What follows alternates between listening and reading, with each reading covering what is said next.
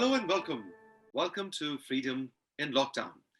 Our today's guest is one charming personality, ever smiling, and I wonder, and I want to ask her today, that how does she managing conflicts, especially religious conflicts, when she is a trainer and she's in training mode, and she's always smiling, yet trying to make people come on a common ground and find solutions to their conflicts. How is that possible? And she's smiling and she's laughing and she's ever charming all the time. Dr. Huma Baqai is with me today. She's the professor of social sciences and liberal arts, IBA Karachi. She wears many, many hats, but she's a friend of FNF Pakistan. That's, I think, the title for today's conversation. Dr. Saiba, welcome. Assalamu alaikum. Good evening. Good evening. Assalamu alaikum, Tauseeq. Always such a pleasure to be in a conversation with you. That is my first question. How do you manage to bring so many conflicting people on a common ground with such a smiling and charming mode all the time? I don't think I do that consciously, Tauseeq, but I think the smile bit is my defense mechanism. So when you get frustrated and you can't vent it, so the best way is to smile it away. But I also think that the fact that I am trained as a moderator, and for that I have to thank FNF, and that I teach, and that also I had this exposure on the media. I've been with the FNF for 25 plus years, and it is 32 years that they've been working in Pakistan. And then I've been with media for as many years.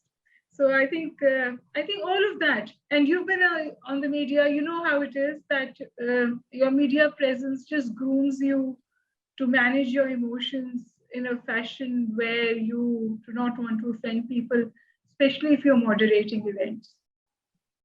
How difficult is it to as a moderator sometimes to give liberal solutions to very, very conflicting religious problems? Is it difficult? You think these are practical solutions? Do people buy it? Well, I'm absolutely convinced that they are practical solutions. And that is why I've been with the foundation for so many years. And I have not for 1 minute felt that the foundation has compelled me to adopt or propagate them. I am convinced of these solutions as the most viable options for a society like Pakistan. So be it diversity, be it federalism, be it free market economy, rule of law, individual rights, you just name it. I think that's where solutions for problems in Pakistan lie. And every passing year, I am more convinced of it than before. And that is largely because I think that although we propagate liberal solutions and we work for them and we are convinced of them, but I still think in society in Pakistan and largely in South Asia, liberals are a shrinking minority. And it is becoming more difficult by the day to sort of pitch liberal options for the problems that exist because of the fact, the way liberals function, the fact that they actually celebrate diversity and value dissent. And when they value dissent, it propels them to listen to the other person's point of view and engage with them, despite the fact that they would perhaps block us. So that's a good thing. But in societies like Pakistan and perhaps even India, it is making our task even more difficult. You just said that the space for liberals is shrinking. What should be done? I'm absolutely convinced of it. And I think I was convinced of it when Salman Taseer was murdered in Pakistan. And the way And I'm going to narrate this to you. I don't know if you have the time for this. I was sitting at a very prominent media channel at that time when this news was broken. And I saw young, educated boys getting up and hugging each other and congratulating each other on the incident that had happened. And I was shocked at the reaction, but then it didn't stop there. I saw people who gave verdicts become important judges in Pakistan. I saw the ruling party to which Salman Taseer belonged distancing itself from him and even his funeral.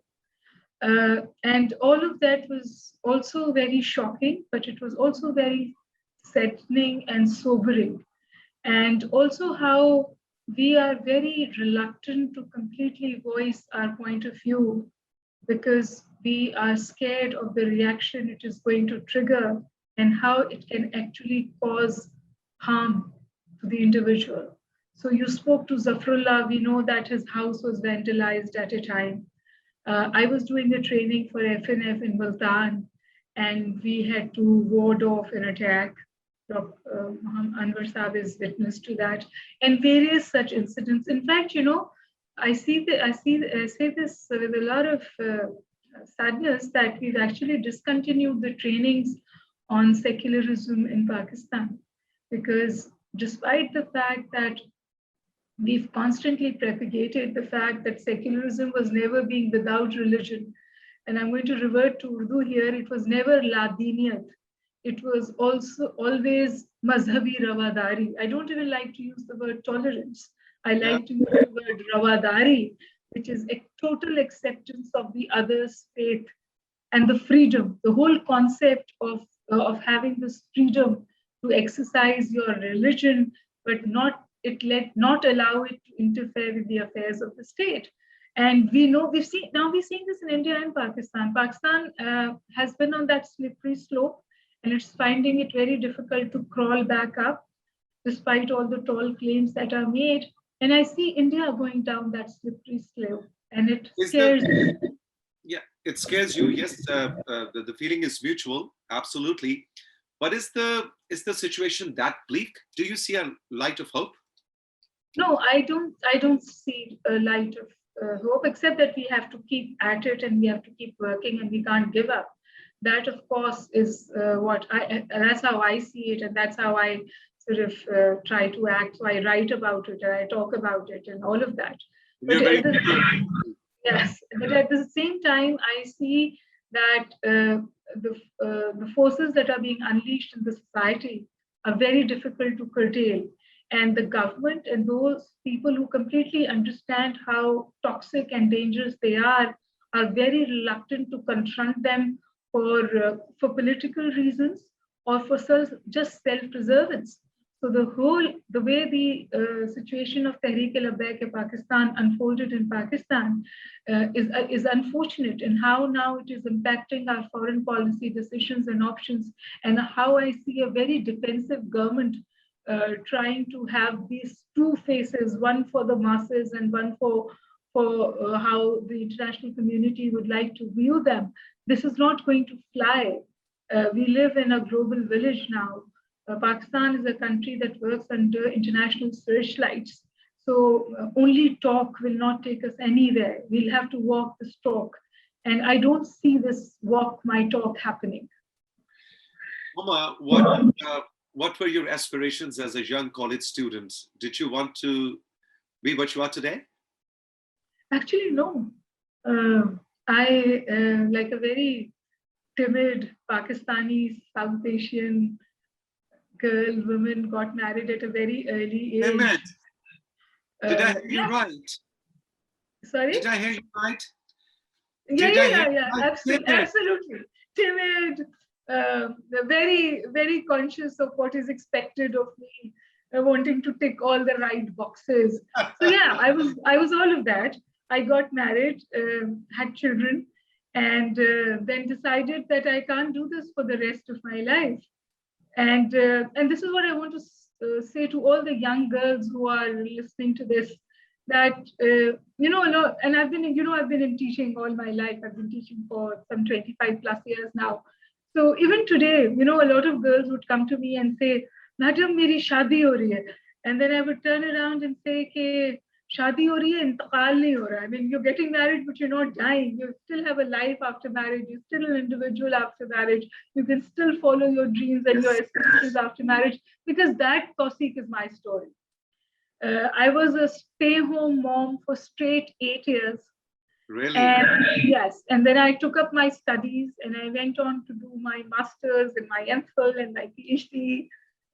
I started my job after my marriage. It turned it into a career, because that's another thing that I want to say here. You see, a lot of women are getting into the workforce right now. We have a lot of women working. And I also have a lot of respect for women who opt not to work. That is their choice, because even then, I think they are huge contributors to the society. But a lot of women are taking to the workforce. They're becoming a part of the economic paradigm in Pakistan. But I also know that a lot of them take up jobs and they do not turn them into careers, which is not just holding them back, it is holding the country back. And I think that is what we need to change. Okay, but as a young Pakistani girl, what was your dream? Did you want to be a TV? You are on TV now. You're a TV anchor. So did TV screen inspire or aspire you at that time, or you wanted to be a doctor? You want to be a fashion designer? What was your dream? See, this is what I'm trying to perhaps put across. Women in Pakistan, especially at the time when I was growing up, they were not supposed to have these dreams. They were supposed to tick boxes. So they were supposed to get educated, to get married in a good household. And if she was married in a comfortable house with a comfortable lifestyle, that was supposed to be enough. For a woman to aspire more than that was not considered right. So when I started pursuing my career, I had a very supportive husband who didn't understand why I wanted to do this. I had a very supportive family who said, why the hell do you want to do this? Why do you want to do this to your life? You can go to kitty parties and go to a salon and look pretty in the evening. So why do you want to go to a 9 to 5 job and slog? And I joined Karachi University at that time. Karachi University was not a very elitist place to work. And all of them was, well, there was, actually, even my mom said, what the hell is wrong with you? I mean, why do you want to do this? Why do you want to do this in your life? And my husband said, fine, if you want to do it, it's not right, but really, why? So I didn't have an answer to that why then, but I have an answer to that why today, because I wanted to have an identity. I wanted to be Huma. I just did not want to be somebody's mom and somebody's wife, which is wonderful, which is fantastic. I love those identities that I have, but I am absolutely in love with the fact that I have created an identity for myself. And that is what I want to say to all the young women out there. It's fantastic to get married. Motherhood is amazing, but at the same time, there is so much potential that you have. Don't just let that go to waste. And that's what drove me. And then I found some very good people, including the foundation. I think when I joined Karachi University, I was immediately picked up by FNF to go to Sri Lanka for a conference. And it has been no looking back since then. Yeah. I was consistently picked up for subsequent trainings, both in Pakistan and in Germany. And all of that groomed me and has contributed in making me who I am today, including the fact that I realized that I'm an individual and I can follow my dreams. So I think foundation has played a very important role in not just me being who I am, as you guys see me, or my contributions to the society, but also as who I am as an individual. Tell me about the foundation's contribution to Pakistani society. How do you see that over the years? It's been more than 2 decades that you have been working with. Yes, I think the most important contribution is that how it has consolidated the relationship between Pakistan and Germany. And I think that's something we don't talk about, but I think that's extremely important. And also how not just this foundation, but various other foundations, because of the construct of the German constitution, have contributed to third world countries. I think we need to acknowledge it and we need to celebrate it. And then also the commitment that I've seen with consistent resident representatives of the foundation to Pakistan, their desire to understand the society. I know some of them picked up the language, understand Pakistan more than perhaps I do, have traveled the length and breadth of Pakistan more than perhaps many of us have. How have not tried to change the society, but have tried to understand and provide options from the long experience that they have had in a very conflictual Europe and in a very conflictual society. And that is why they perhaps understand the importance of federalism for a country like Pakistan, and how they have once again not tried to impose those values on us, but have exposed the multipliers like me and you to it, and have allowed us to make this independent decision, come to this independent decision that how it can work for us. And then I think foundation was the first, the very, very important thing that foundation did was coming out with the Quaid-e-Azam's speech on freedom of, yes, so on freedom of religion, and how it was actually selectively culled out from the discourse, political discourse in Pakistan. So I think that is one of the most important things for me that the foundation did. And then how they've supported Shehri. I mean, I saw Amber's interview, it was amazing. And how people like I.A. Rahman wanted to come and be with the foundation. It was not, it wasn't that the foundation cultivated him.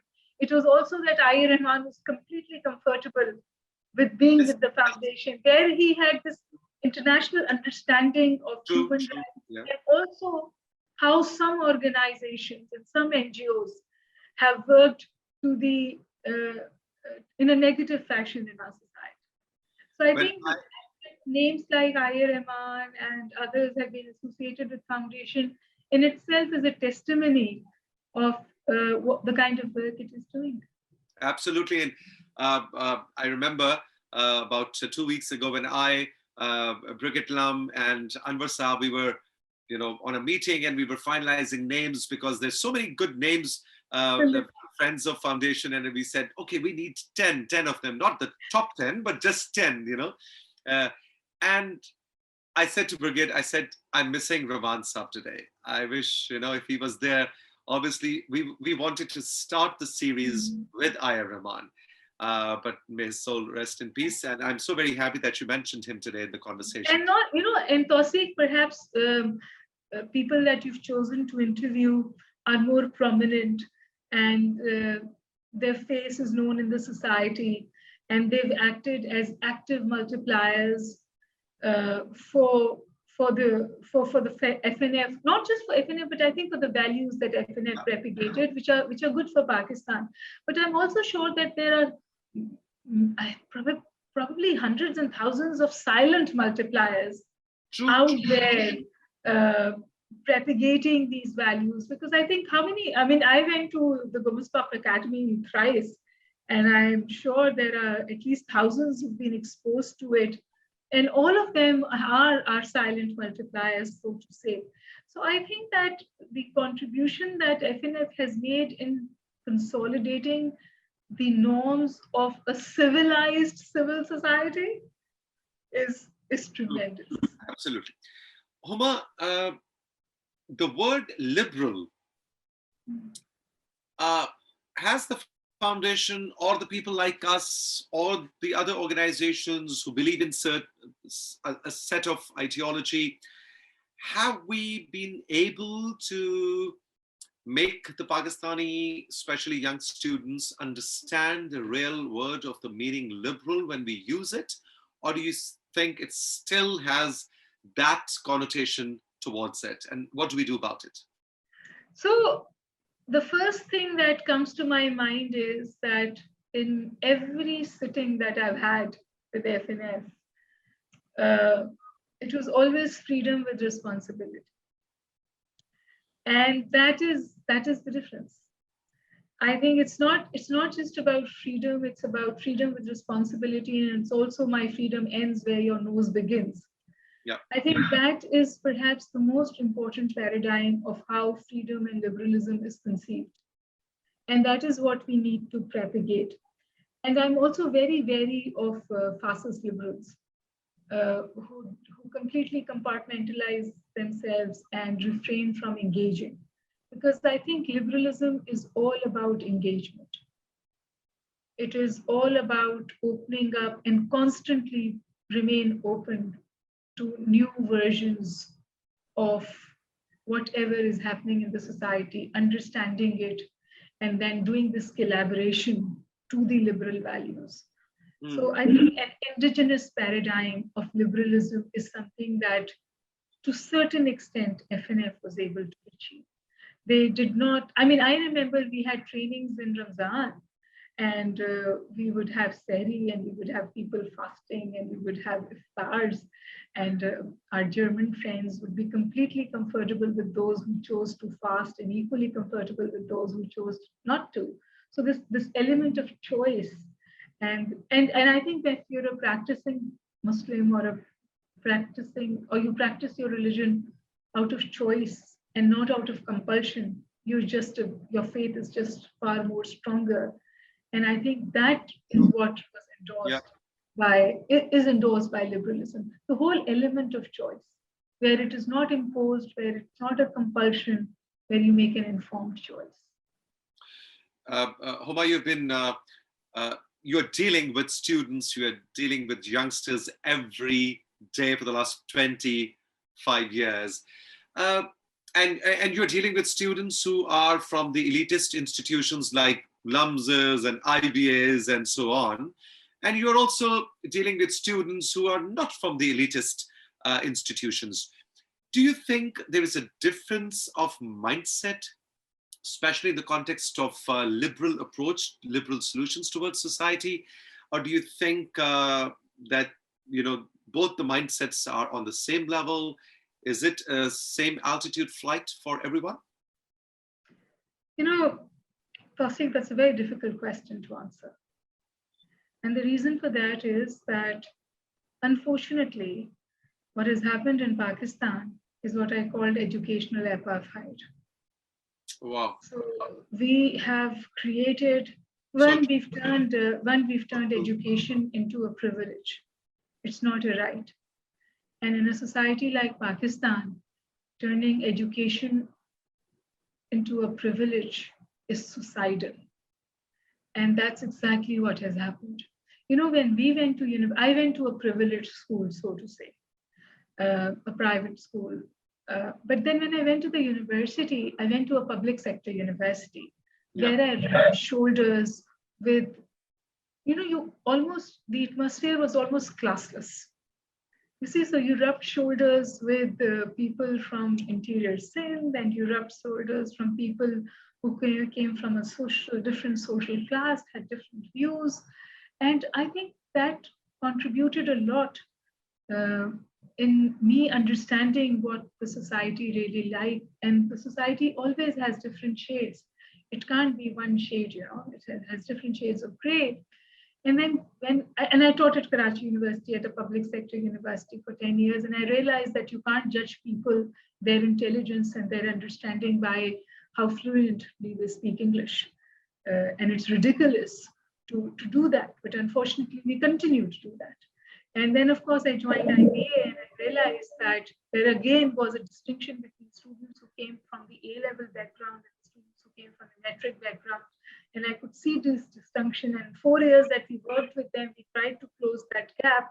But the fact that it exists is sad. So I just, for example, I know that LUMS has an outreach program, and IBA has an outreach program.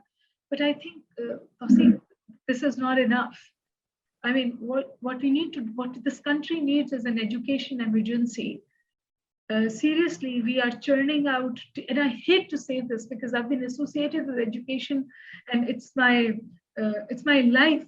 I breathe and I breathe it out, and it's my bread and butter and everything. My whole identity is around around education and teaching people in higher education. And I sometimes I wonder that are the degrees that we are churning out worth the paper they're written on? Oh.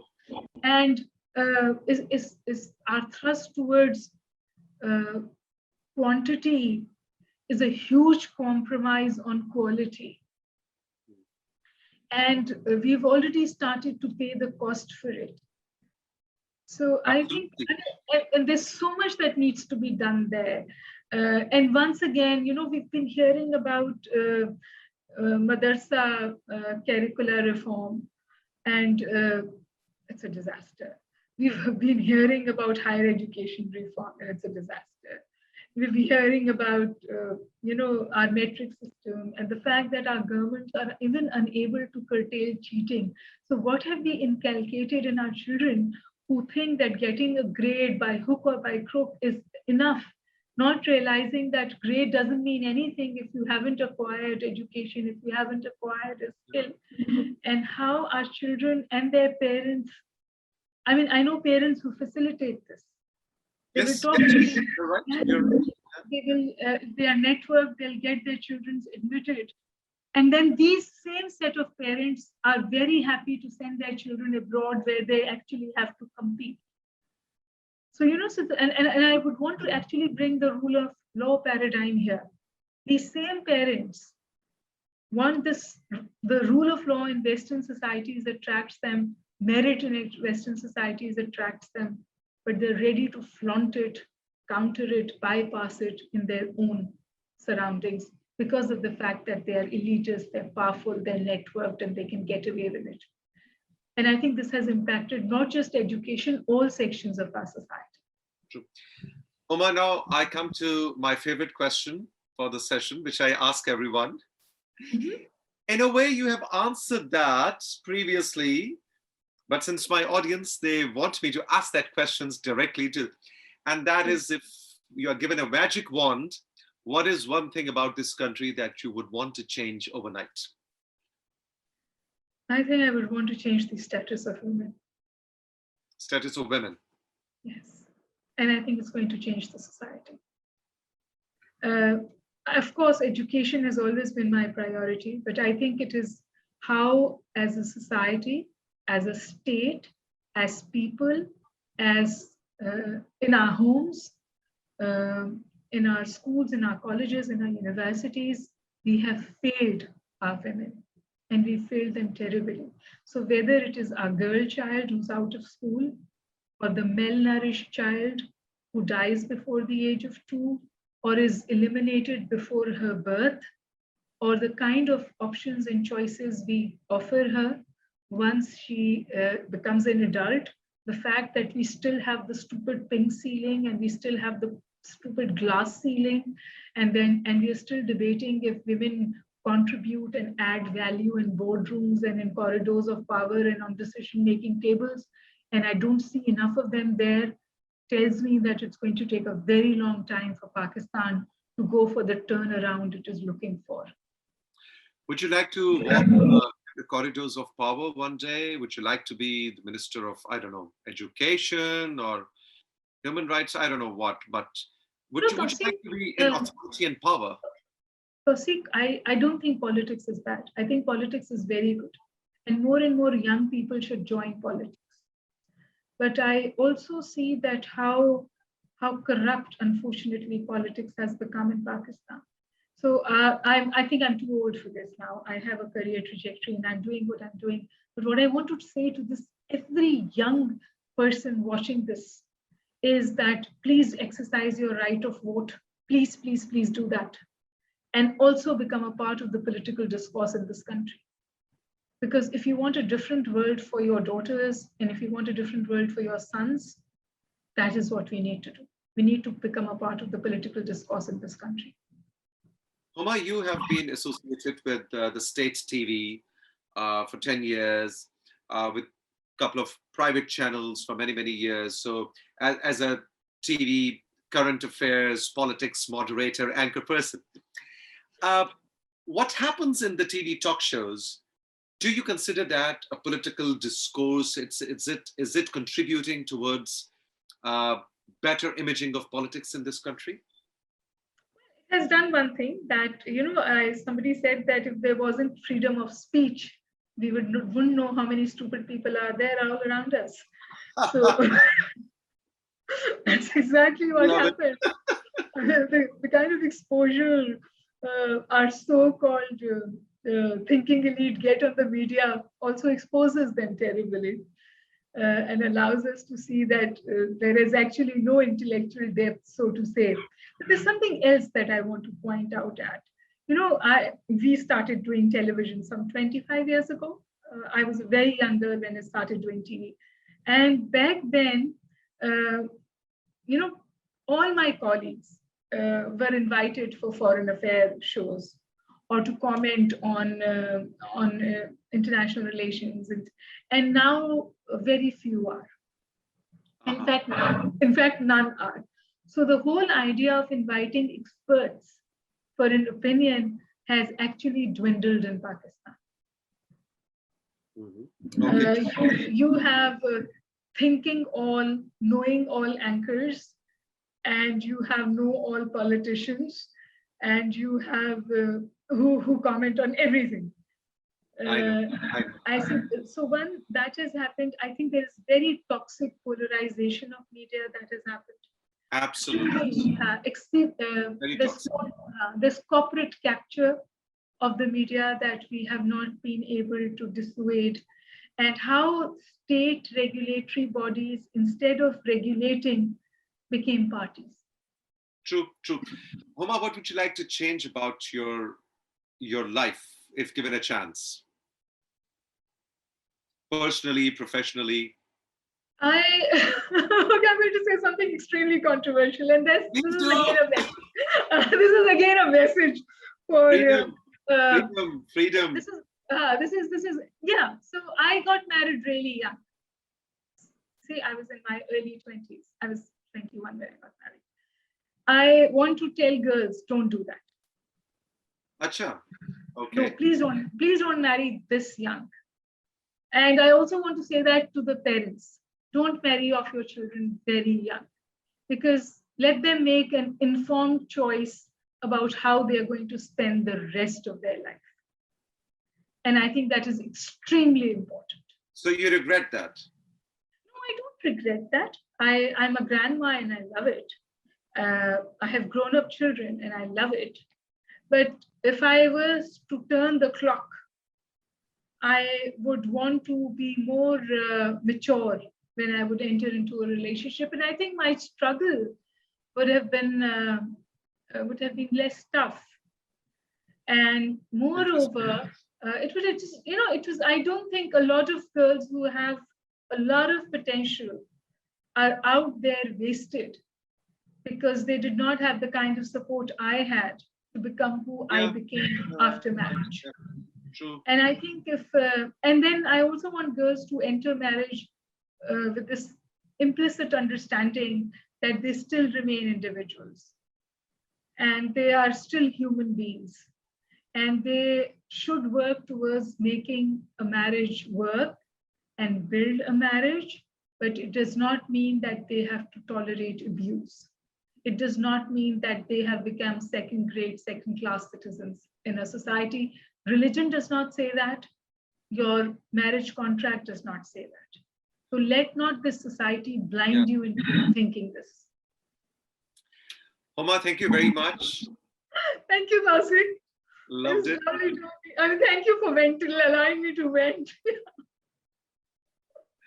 Absolutely, that's the idea. We are in a lockdown, COVID lockdown situation all over the country, and this was the idea, to give this space for our freedom lovers. Absolutely. So COVID, I think we need to rethink our lives. Yeah. We need to rethink politics. We need to rethink over-consumerism. We need to rethink how we treat this planet. I think COVID-19 is rethink time. And today you told us we have to rethink our average marriage age. I still I don't want it to impose it, but I still get absolutely baffled at the debate that says the Islamic Ideology Council has a debate over the age of women's marriage. I mean, there is so much wrong in our society and how we treat our women. And we continue to be stuck with this, that we must allow an underage women to get married. I know. Dr. Huma Baqai, immense pleasure. Thank you very much for your time. Thank you for having me, Tauseeq. It was a pleasure, as always. Thank you very much, everyone. I am sure you enjoyed this interesting conversation with Dr. Huma Baqai as much as I did. This is Freedom in Lockdown, a series of conversation sessions by Frederick Truman Foundation, Pakistan. Stay blessed. See you soon with another guest. Bye-bye. Yeah,